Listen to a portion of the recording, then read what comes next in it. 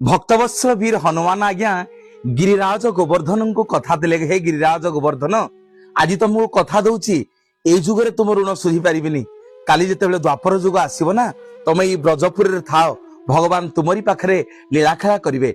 हाँ आज्ञा जेतेबेले सेतुबंध तैयारी होतला प्रभु रामचंद्र व्यतिव्यस्त हेले हनुमान एते विलंब हलानी के दिन लागिवो सेतुबंध तैयारी करिया पई गिरिराज को जेतेबेले उठेवा को हनुमान जाइछंती जेते उठौछंती आज्ञा गिरिराज गोवर्धन उठु नांती।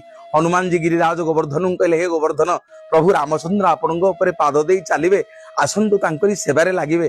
हनुमान जी आज्ञा गिरी गोवर्धन को जेतेबेले हाथ रे धरिकरी आकाश मार्ग रे उड़ी उड़ी आसुछंती प्रभु रामचंद्र घोषणा कले जे आउ पत्थर पहाड़ पर्वत किछि दरकार नहीं सेतुबंध संपूर्ण हो जाइछि।